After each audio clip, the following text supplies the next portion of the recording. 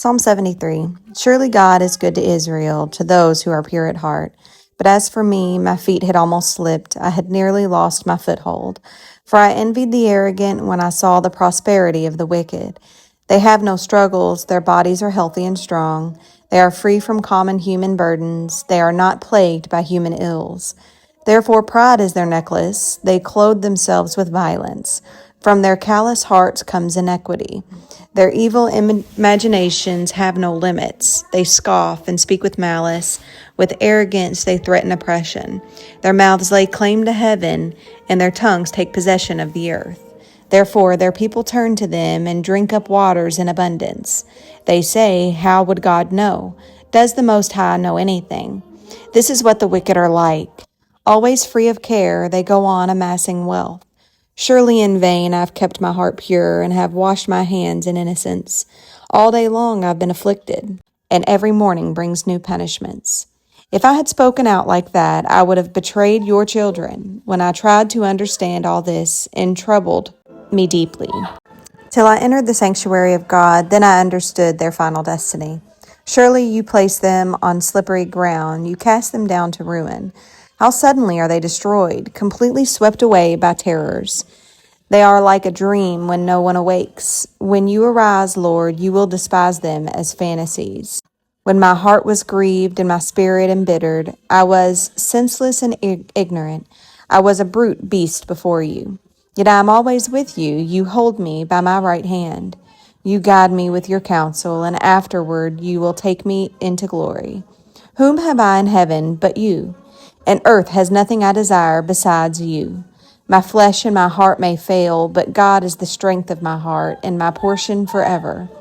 Those who are far from you will perish. You destroy all who are unfaithful to you. But as for me, it is good to be near God. I have made the sovereign Lord my refuge. I will tell all of your deeds. Psalm 77. I cried out to God for help. I cried out to God to hear me. When I was in distress, I sought the Lord. At night, I stretched out an untiring hands, and I would not be comforted. I remembered you, God, and I groaned. I meditated, and my spirit grew faint. You kept my eyes from closing. I was too troubled to speak.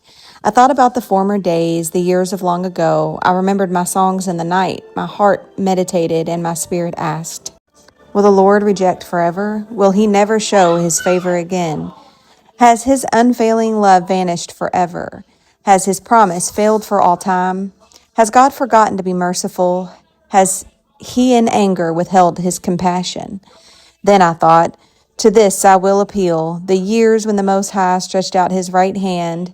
I will remember the deeds of the Lord. Yes, I will remember your miracles of long ago. I will consider all your works and meditate on all your mighty deeds. Your ways, God, are holy. What God is as great as our God? You are the God who performs miracles. You display your power among the peoples. With your mighty arm you redeemed your people, the descendants of Jacob and Joseph. The waters saw you, God. The waters saw you and writhed. The very depths were convulsed. The clouds poured down water. The heavens resounded with thunder. Your arrows flashed back and forth. Your thunder was heard in the whirlwind. Your lightning lit up the world. The earth trembled and quaked. Your path led through the sea, your way through the mighty waters. Though your footprints were not seen, you led your people like a flock, by the hand of Moses and Aaron. Psalm 98. My people, hear my teaching.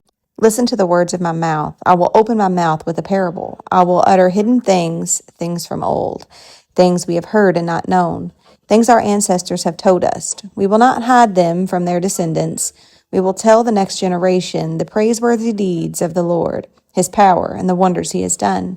He decreed statutes for Jacob and established the law in Israel, which he commanded our ancestors to teach their children. So the next generation would know them, even the children yet to be born, and they in turn would tell their children.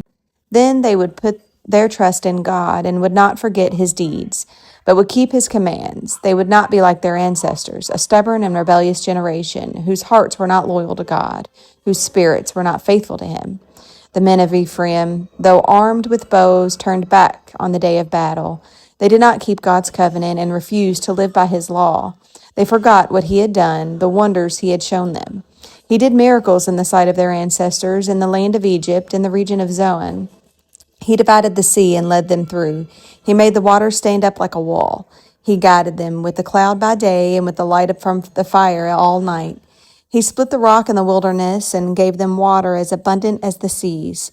He brought streams out of a rocky crag and made water flow down like rivers. But they continued to sin against him, rebelling in the wilderness against the Most High. They willfully put God to the test by demanding the food they craved. They spoke against God. They said, "Can God really spread a table in the wilderness?" True, he struck the rock and water gushed out. Streams flowed abundantly, but can he also give us bread? Can he supply meat for his people?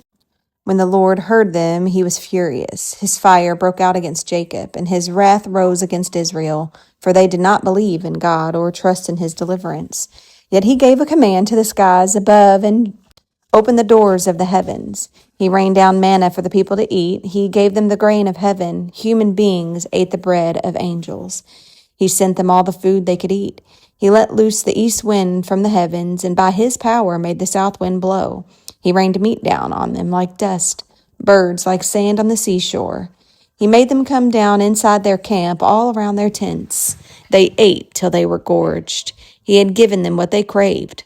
But before they turned from what they craved, even while the food was still in their mouths, God's anger rose against them. He put to death the sturdiest among them, cutting down the young men of Israel. In spite of all this, they kept on sinning. In spite of his wonders, they did not believe. So he ended their days in futility and their years in terror. Whenever God slew them, they would seek him. They eagerly turned to him again. They remembered that God was their rock, that God Most High was their Redeemer. But then they would flatter him with their mouths, lying to him with their tongues. Their hearts were not loyal to him. They were not faithful to his covenant, yet he was merciful. He forgave their iniquities and did not destroy them. Time after time he restrained his anger and did not stir up his full wrath. He remembered that they were but flesh, a passing breeze that does not return. How often they rebelled against him in the wilderness and grieved him in the wasteland. Again and again they put God to the test. They vexed the Holy One of Israel. They did not remember his power, the day he redeemed them from the oppressor, the day he displayed his signs in Egypt, his wonders in the region of Zoan. He turned their river into blood. They could not drink from their streams. He sent swarms of flies that devoured them and frogs that devastated them. He gave their crops to the grasshopper, their produce to the locust. He destroyed their vines with hail and their sycamore figs with sleet. He gave over their cattle to the hail, their livestock to bolts of lightning. He unleashed against them his hot anger, his wrath, indignation, and hostility, a band of destroying angels. He prepared a path for his anger. He did not spare them from death, but gave them over to the plague. He struck down all the firstborn of Egypt, the first fruits of mankind in the tents of Ham. But he brought his people out like a flock. He led them like sheep through the wilderness. He guided them safely, so they were unafraid. But the sea engulfed their enemies, and so he brought them to the border of his holy land, to the hill country his right hand had taken. He drove out nations before them and allotted their lands to them as an inheritance. He settled the tribes of Israel into their homes. But they put God to the test and rebelled against the Most High. They did not keep his statutes. Like their ancestors, they were disloyal and faithless, as unreliable as a faulty bow. They angered him with their high places. They aroused his jealousy with their idols. When God heard them, he was furious. He rejected Israel completely. He abandoned the tabernacle of Shiloh, the tent he had set up among the humans. He sent the ark of his might into captivity, his splendor into the hands of the enemy. He gave his people over to the sword. He was furious with his inheritance. Fire consumed their young men, and their young women had no wedding songs. Their priests were put to the sword, and their widows could not weep. Then the Lord awoke as from sleep, as a warrior wakes from the stupor of wine. He beat back his enemies. He put them to everlasting shame. Then he rejected the tents of Joseph. He did not choose the tribe of Ephraim, but he chose the tribe of Judah, Mount Zion, which he loved. He built his sanctuary like the heights, like the earth that he established forever. He chose David his servant and took him from the sheep pens. From tending the sheep he brought him to be the shepherd of his people Jacob, of Israel his inheritance. And David shepherded them with integrity of heart. With skillful hands he led them.